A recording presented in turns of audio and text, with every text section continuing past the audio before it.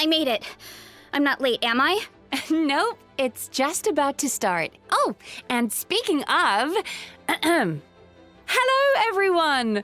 Welcome to the Genshin Impact version 5.5 special program. My name is Naomi McDonald, and I voice Yumemizuki Mizuki. As for my co-host, if you've checked out the bulletin board at the Weary Inn, you might have heard of a warrior from the Collective of Plenty who once ate 80 people's worth of food all by herself. I wonder who it could be. That would be my character. Hello, everyone. My name is Jane Jackson, and I'm the voice of Aressa. Exciting! We get to host the special program together. Although I was kind of surprised when I got the invite, I have to be honest. I mean, Mizuki's Natland Bathhouse isn't opening in version 5.5. Well, actually, the theme of today's program is a travel guide, and Mizuki is an experienced traveler, right? So I think it's a good match. Yeah, no, I guess you're actually right. So to kick things off, does everyone remember how Ion-san invited the traveler to check out our tribe, the Collective of Plenty? Well, in version 5.5, travelers will get to do just that. Awesome. The character you voice is from there, right? Doesn't that mean you have some inside scoop to share? Oh, it would be my pleasure. Let's see. Oh, let's start with the version trailer.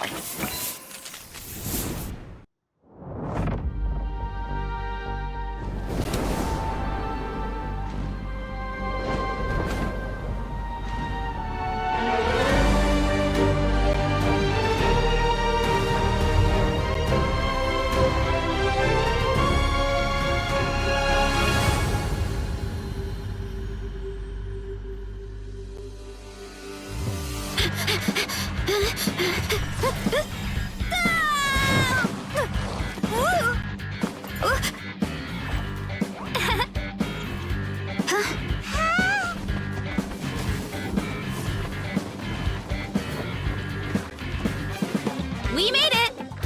Welcome to the Collective of Plenty. What up, my dudes? The name's Aoife, a vet from the Flower Feather Clan. Nothing gets the blood pumping like a contest to see which tribe's the strongest, huh?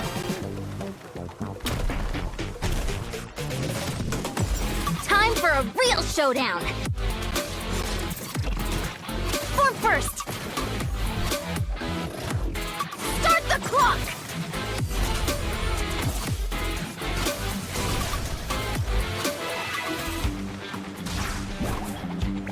Anyway, I'm sorry, but I gotta get some food in me. Atoli! Get ready to feast! More, please!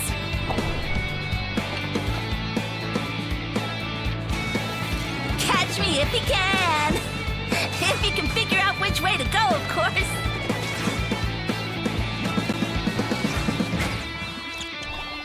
Evil jerk of a mushroom! Let me show you instead. Here goes nothing. Look out below!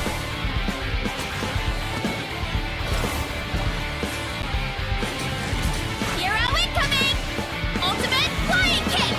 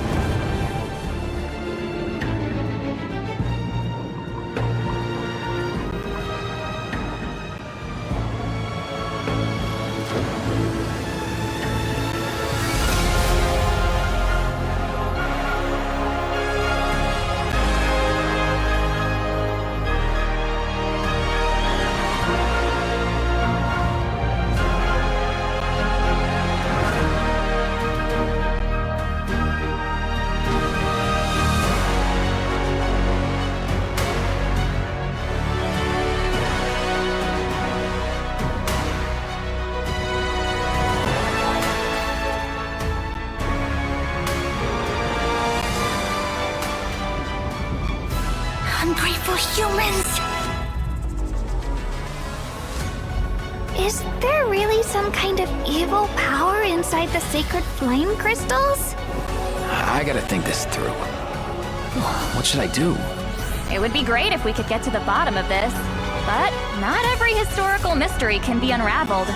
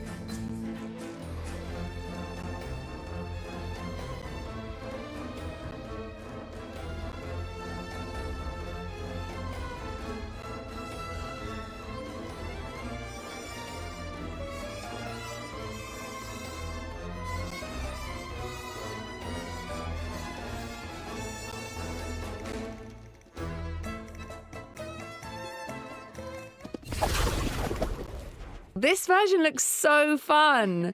That seems to be the vibe of the Collective of Plenty in general. So true. The Collective of Plenty is the travelers' final stop in their tribal tour of Natlan. The tribe is located near the Great Volcano of Tolan, which has been looming in the distance since version 5.0.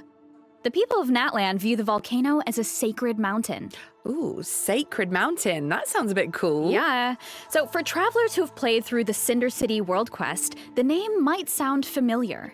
It's the place we were told to take our Saurian companion. So if you're planning to explore the volcano, head to the tribe first and keep going from there. Whoa, that platform looks like it has bull horns. Kind of like Veressa. Must be one of the main attractions of the tribe. Huh. Did that volcano just erupt? Yeah, the volcano is dormant most of the time, but if the ground starts to shake, it could be a sign that an eruption is imminent. But if that happens, you can just find somewhere safe and watch the volcanic rain. It's actually really beautiful. Oh, and you'll probably encounter falling rocks too, but the tribe's Saurians can help out with that. Oh, nice. Like the other tribes, the Collective of Plenty is home to a unique kind of Saurian, the Tatankasaur. The little ones may look cute and innocent, but don't be fooled. Adult Tatankasaurs are powerful creatures. They can smash rocks and other objects by sprinting at them. Striking something with their horns triggers their fighting spirit, enabling them to perform a second sprint, which is faster, more powerful, and allows them to briefly dash across water or liquid phlogiston. Tatankasaurs are gentle creatures at heart, but when they get serious, their brute strength is nothing to scoff at. Take advantage of the indwelling mechanic during exploration, and no obstacle will be able to stand in your way. Sweet. Oh, I should also mention, Veressa has a Tatankasaur companion of her own. Her name is Vanana. Oh, she even has a little bow on her leg. What's she doing? Oh, looks like she's keeping watch over the orchard for Veressa. And speaking of the orchard, let's look at some of Veressa's food favorites. Okay. Veressa's family owns the orchard, so it looks like their fresh fruit made the top of the list. Being so close to the volcano makes the Collective of Plenty a great farming area, so the fruit is even more delicious. Oh, what about that? What's the Epic Feast Showdown? Well, it's actually a speed eating contest featuring a ton of delicious food. The servings are that big? How do people even finish something like that? Come hungry, I guess? Veressa will introduce the traveler to another one of her favorites during her tribal chronicle, a fruit-flavored mushroom. And we're sure it's not poisonous? Well, just think of it as a regional delicacy. It's supposed to taste really good, but there's actually a legend about these mushrooms in the Collective of Plenty. A legend, huh? Yeah. Most of the mushrooms are red, but according to the legend, if you see a green one, it must be picked and eaten right away. Wait, what happened to the regular mushroom? Isn't that a fungus? Okay, so this might sound weird, but looks like that's all we can divulge for now. But don't worry, all will be revealed in Veressa's Tribal Chronicle. Whether you want to participate in the Epic Feast Showdown, unravel the mystery of the green mushrooms, or learn more about Veressa herself, be sure to check it out. Plus, you don't have to progress through the whole Natlan story to start her chronicle. And if completed within a certain time frame, travelers can earn primo gems and level up materials for Veressa. During the Abyss invasion, Veressa was busy defending her tribe, right? The situation was so dangerous back then. I hope she didn't get hurt. Well, Veressa may seem to move at her own pace, but don't be fooled. She's a fierce warrior of her tribe. As long as she can get herself in the zone. Oh, you mean by eating 100 servings? No! Well, okay, that is one way. But she also has a different method. So Veressa grew up reading stories about Natlan's heroes, and she always dreamed of following in their footsteps. So she made herself a mask modeled after the one her idol Fiatenna wore. Whenever she wears the mask, it's like she can channel the hero she always wanted to be. Oh, that's so sweet. All right, let's take a look at her combat abilities. Running late again.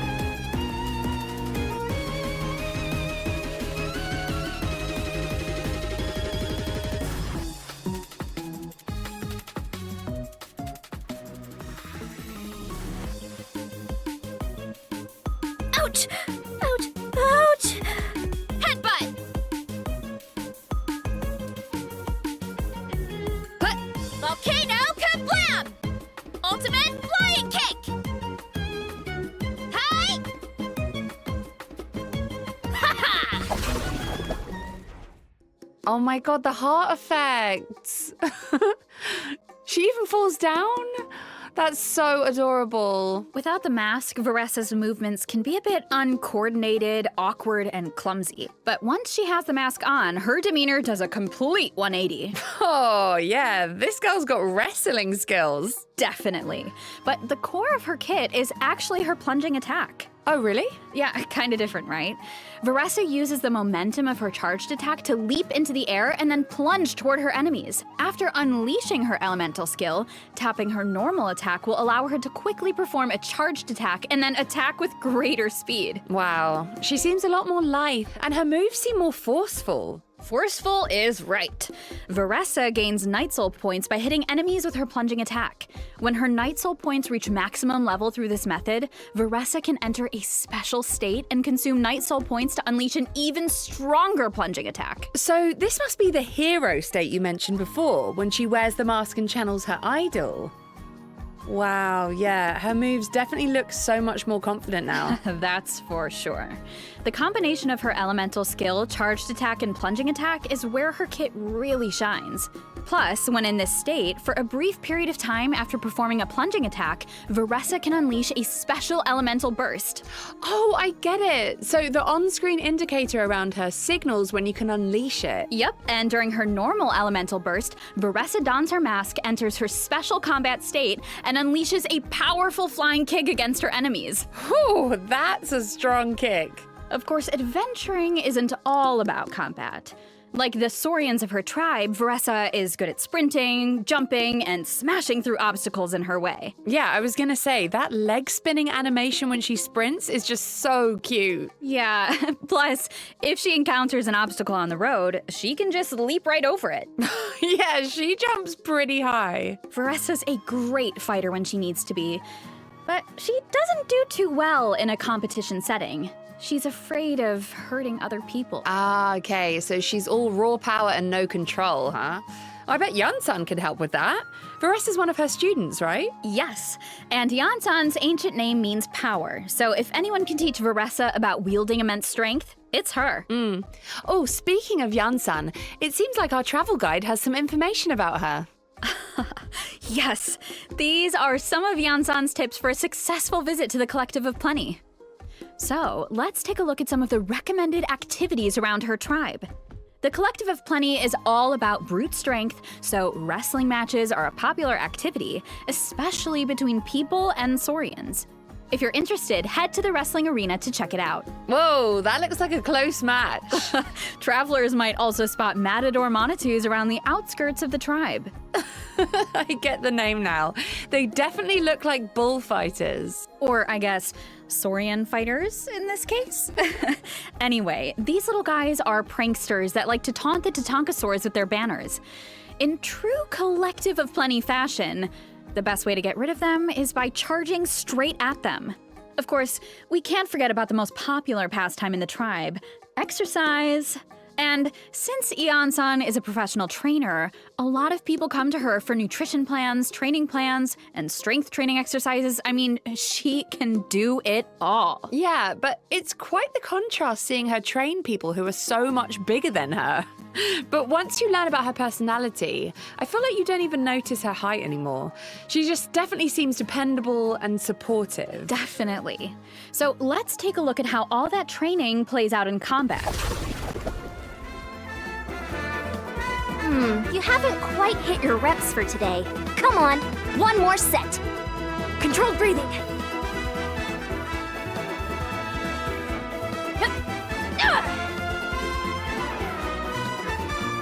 Start the clock! Heads up!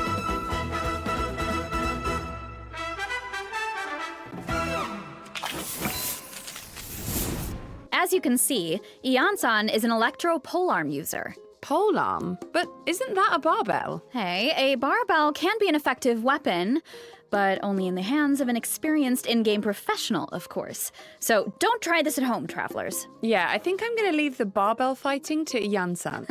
With her elemental skill, Ion-san gains Night Soul points and dashes forward a certain distance. Quick! With her elemental burst, Ion-san unleashes a powerful ground pound and summons her limited edition kinetic energy scale for workouts to the field. Wait, what does that do? The energy scale follows the active character and boosts their attack based on Ion-san's own attack and amount of Night Soul points. The more Night Soul points she has, the higher the boost. Ah, okay. So it's better for Ion-san's Night Soul points to remain high. Yes, exactly. And that's where the energy scale's other function comes in. The energy scale locks the distance the active character has moved, excluding Ion-san herself. The more Ion-san's party members move, the more Night Soul points she gains, which means her attack buff is higher. Wow, okay, so it all comes down to the amount of exercise. Very fitting for a trainer. So Ion-san probably works best with characters who use movement abilities in combat. That's true. Although, because of that, her buff isn't restricted to a specific AoE, so moving around is kind of the point.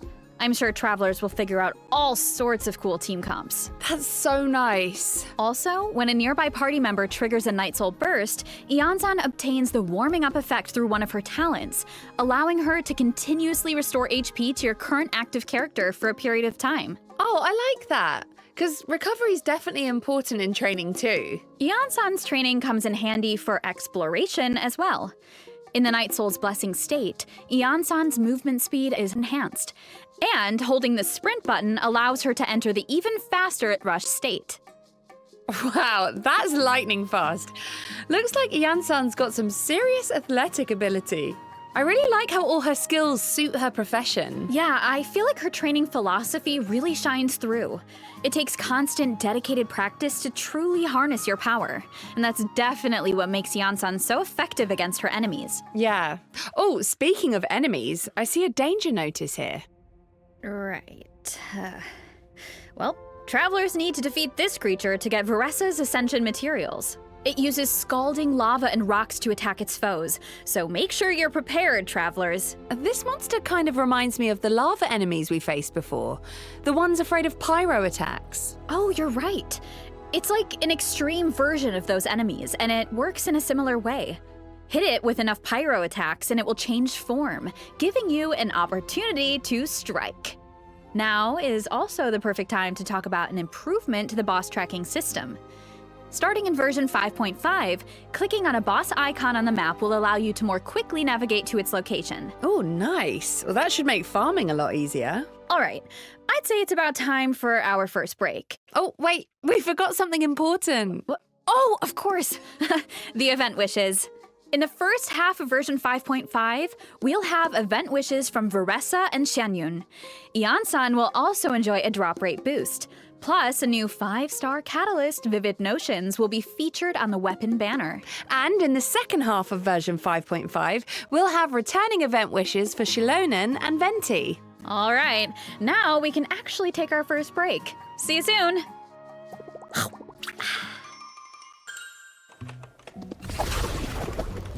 波波，沃鲁之邦是一个什么样的地方？沃鲁之邦啊，是一个充满力量与肌肉的地方。那么他们这个部族里面的人解决问题的哲学就是力大专飞。那我们在设计这个区域地图的时候啊，就希望大世界、角色和龙都有这种力大专飞的感觉。比方说在探索的时候啊，碰到跨越不了的悬崖，我觉得跑得够快就能够顺势起飞；碰到一定要过的河流，我觉得跑得够快就可以水上漂；包括碰到一些复杂地形，我觉得跑得够快就能够打通隧道、改变地形，等等等等。那沃鲁之邦的人在日常生活中有什么有意思的事情吗？我想起来，这有一款知名的风味饮料，就是用沃鲁之邦盛产的水果加兔角龙猛烈的撞击做出来的，其中这个充满烈度的撞击是关键，毕竟我觉得这个叫做大力出。停，我觉得这段得卡掉。那这次做火山有什么灵感吗？这个嘛，我总觉得之前纳岛的生态还缺少一点狂野，而火山天然就具有的野性美，则可以很好的弥补这一块。不过我们开发的同学对这个设计的想法还不太统一。我觉得火山吧，就应该激烈的喷发，火山应该像一座死火山一样沉静一点。那最后我们努力地满足了双方的需求，让它一会儿沉静，一会儿喷发。那除了夸张的风景地貌，有没有什么有趣的内容在等待着大家体验呢？当然也是有的，比如说这个小家伙的故事，就会在这个版本迎来高潮。我们这个版本有狂野的自然生态，有激情对撞的场景，甚至还有夸张的地方传奇等着大家。也希望大家能够喜欢5.5版本的游戏内容。好看，我觉得应该会喜欢吧。Hello, travelers! Welcome back to the version 5.5 special program. Welcome back. Does everyone still remember the volcanic eruption we saw earlier? Well, the eruptions are actually getting a lot more intense. That seems like a bad omen. Yeah, travelers will need to investigate the volcano to learn more. And to do that, travelers will need to wait for the right moment and head to the very top of a circular isle known as the Skyfire Circlet, which sits right above the volcano. You know, being so close to the crater really does look very dangerous, but wow, is it stunning. Once you make it to the top, you can use a special method to enter the volcano and follow a mechanical dragon into an underground ruin.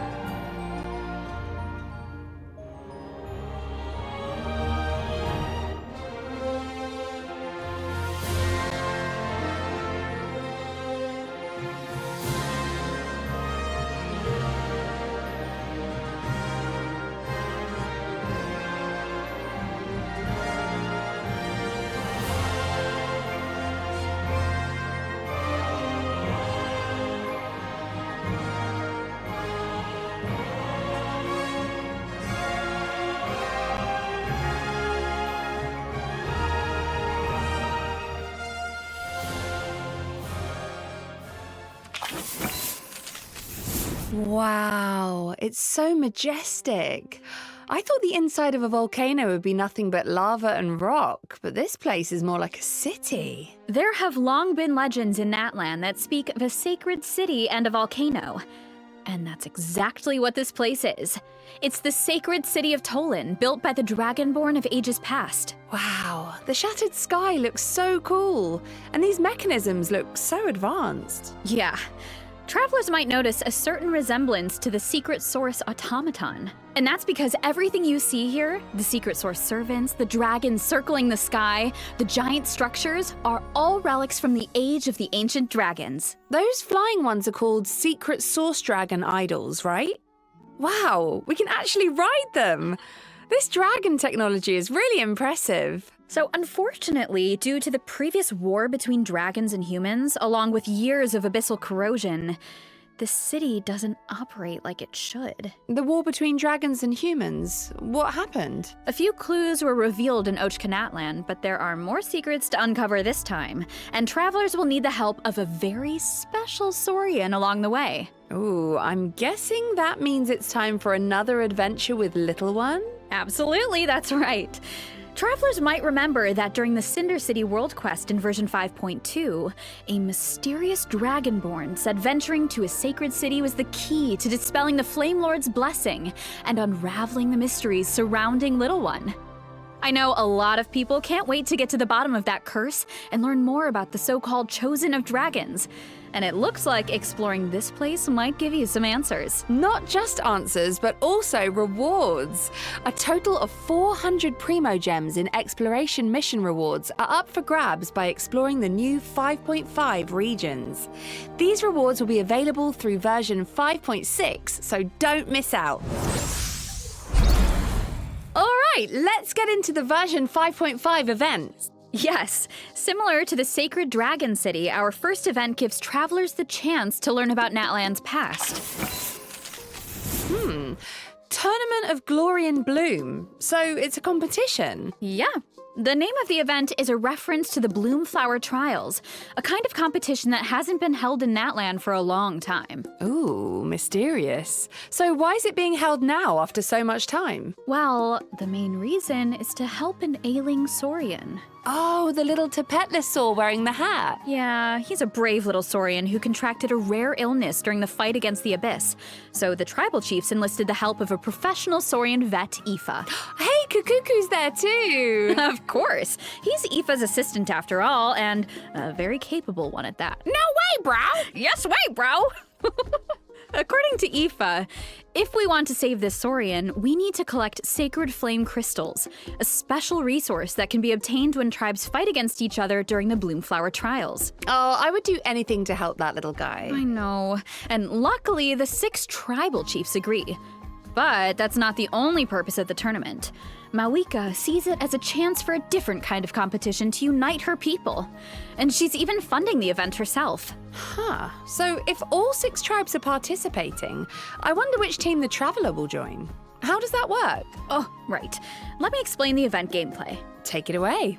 This event has 2 different kinds of gameplay: the Bloomflower Trials and Saurian Treasure Seeker. In the Bloomflower Trials, travelers will fight alongside their companions in an inter-tribal competition that puts their offensive and defensive capabilities to the test.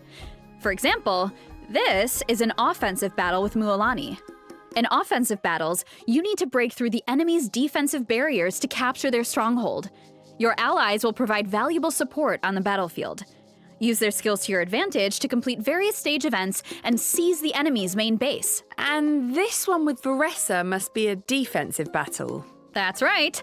In defensive battles, you need to prevent your flag from being destroyed and work with your allies to protect your base. Wow, so it's a true standoff between the tribes. Uh-huh. In this event, when you're competing, you're having fun. Okay, so what about the Saurian Treasure Seeker? Basically, travelers need to guide Saurians on a treasure hunt by switching the indicated direction at various intersections while collecting treasure and avoiding hazards along the route, like hilichurl patrols and lava eruptions. Ooh, looks fun. Plus, different Saurians have different abilities, so make sure to choose the best route. Oh, I should also mention, completing this event will give travelers the chance to invite Auroron to their party. Version 5.5 also has other exciting events in store. The first one is a more light-hearted co-op event. Travelers can either randomly match with other players or team up with friends. Co-op with friends is always so fun. Yeah, in this event, the goal is to collect as many adventure coins as possible. Interact with item boxes scattered around the challenge arena to obtain key resources to secure victory. Oh, so the items help you mess with other players and prevent them from earning points? Yeah, that's right. Plus, everyone has a designated character, so make sure to use their skills to your advantage. Whoa, 4 Mawikas? I can't even tell them apart. So I guess if you're gonna mess with another player, then you better target the right one. Oh, definitely. Especially because rewards are on the line. So This next event looks like it takes place at the People of the Springs. That's right. It's called Rhythm Ball Metzli. Mualani invited the traveler to her tribe for a special music festival. Shilonen and Mizuki are going to be there too. Sounds nice and relaxing. I feel like Shilonen needs that in her life. True. In this event, the goal is to strike incoming balls with the paddle to smash the blocks. The paddle's element changes based on your character's elemental type, so you can even trigger elemental reactions. All you need to do is hit the balls to the beat to defeat the boss. Oh, well, that doesn't seem too hard. No, but this next event might be. Ooh. So, Unlimited Fighting Championship features 5 stages of high difficulty combat challenges. Each stage is divided into 2 halves. In the first half, you need to follow the directions specified in the challenge to earn buffs, which should give you an edge in the second half as you face off against formidable bosses. Your chosen difficulty determines the max HP of the bosses. Wait, 9,999 times HP multiplier? Is that even possible to defeat? Well, let's just say the highest difficulty doesn't take the word challenge lightly. Okay, well, this next event has to do with artifacts. So within the event period, you can earn double the artifact drops. So if you need to do some artifact farming, don't miss out. Travelers can also look forward to a new artifact domain and 2 new artifact sets in version 5.5. Nice. Double drops are here just in time. Yup, and plus, I heard the Long Night's Oath set tells the story of Lightkeepers who fought against the Abyss in Nodcry. Lightkeepers? Wow, Nodcry seems so mysterious.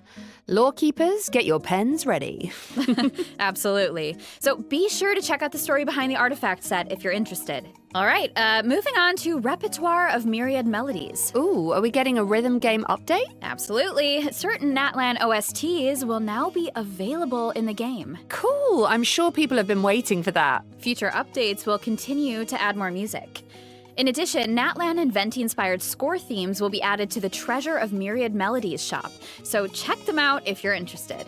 Plus, in the new update, you can now play the rhythm game in the Serenity Pot. Nice. Version 5.5 is also adding new permanent envisaged echoes challenges for Venti and Dia. Complete them to earn their corresponding echoes. Ooh, Dia's flames are so cool. Oh, and Venti's echoes look like feathers in Cecilia's. Very fitting. So check them out if you're interested. Yeah, and good luck with the challenges. Travelers can also look forward to some Genius Invocation TCG updates, including new character and action cards. So don't miss out, Genius Invocation fans. All right. Next up on the agenda is our break for the 3rd redemption code. See you on the other side, travelers.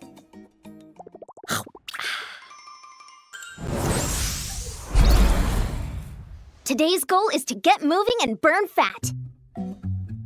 Just follow Coach Yan-san. Are we ready? Let's go! Gotta warm up those muscles, so let's get our bodies moving.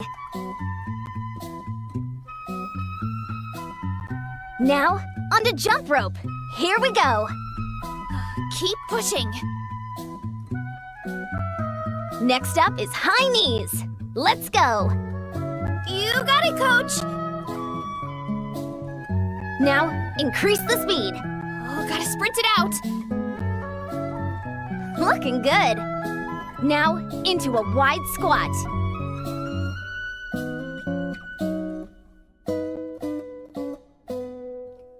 You're amazing, Coach! Keep it up! You can do it!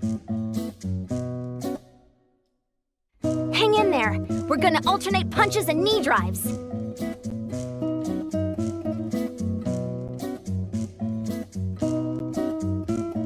Keep that core tight. Yes, Coach. Finally, stretch it out. Cool down time.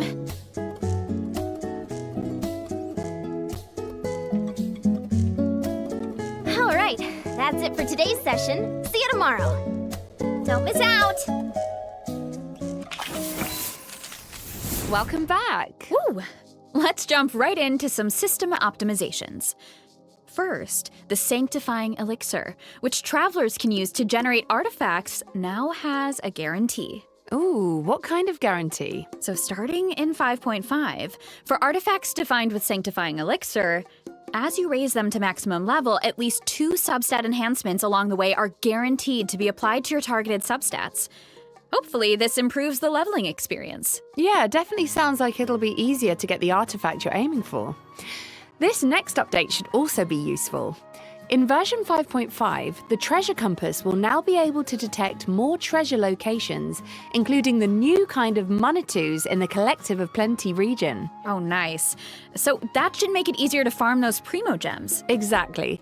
Plus, in addition to the boss tracking update we mentioned earlier, there will also be updates to the mail system, so be sure to check out the developers' discussion for further details. And we also have a piece of out-of-game news to share. So, Genshin Impact is teaming up with Seagate to release an external SSD. Let's take a closer look at the collab.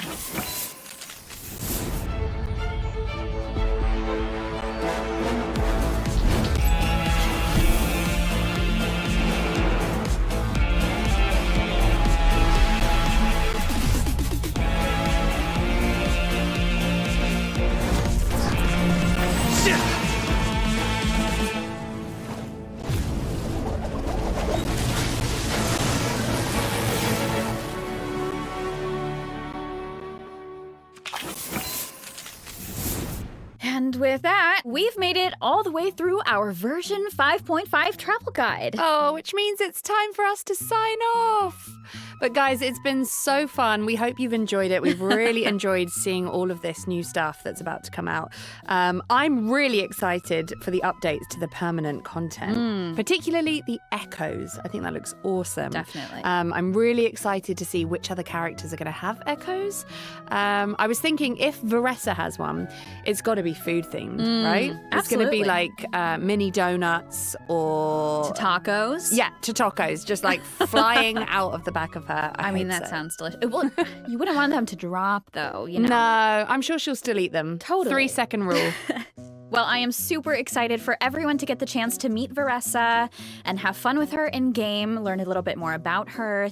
I don't know, can't wait. And I'm still thinking a little bit about just that sacred city of Tolan, learning more about that. It just seemed super interesting to just explore this whole different world within a world in a way. So exciting. Yeah.